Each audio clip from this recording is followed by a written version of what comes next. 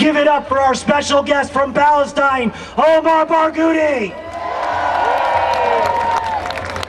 Thank you very much. I thank UNAC for inviting me and for connecting so many domestic and international struggles, connecting the dots so that we can see the fuller picture. The question of Palestine is not a distant issue in this country.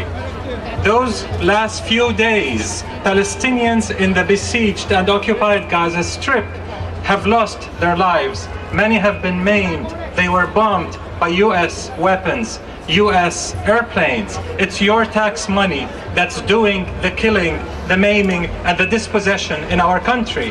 Our oppression has "Made in the USA" written all over it.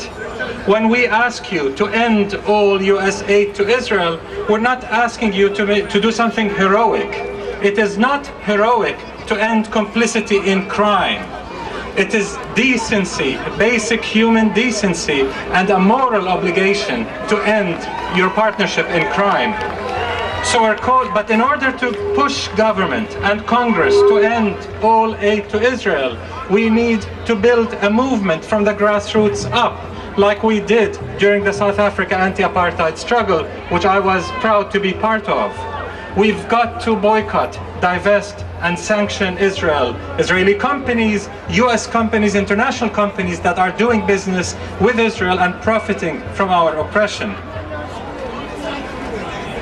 It is long overdue to start a citizens' campaign to boycott Israel. There are many groups involved in this country in just that.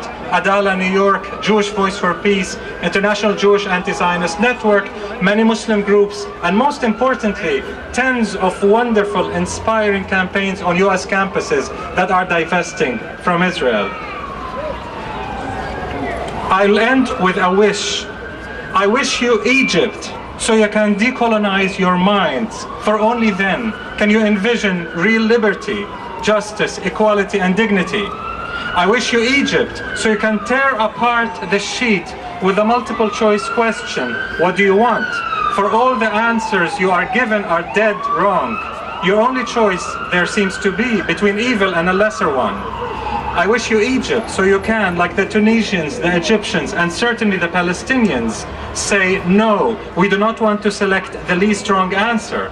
We want another choice altogether that's not on your damned list. Given the choice between slavery and death, we unequivocally opt for freedom and dignified life. No slavery and no death. I wish you Egypt, so you can collectively rebuild your societies, to reset the rules so as to serve the people, not savage capital and its banking arm, to end racism and discrimination, to be in harmony with the environment, to cut wars and war crimes, not jobs, benefits, and public services, to invest in education and healthcare, not in weapons, to overthrow the repressive, tyrannical rule of multinationals, and to get the hell out of Afghanistan, Iraq, and everywhere else where, under the guise of spreading democracy, your self-righteous crusades have spread death, social and cultural disintegration, poverty, and hopelessness.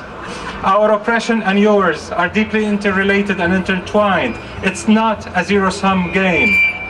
After Egypt, it is our time. It is time for Palestinian freedom and justice. It is time for all the working people of the world, particularly the most exploited and downtrodden, to reassert our common humanity and reclaim control over our common destiny. I wish you Egypt. Thank you.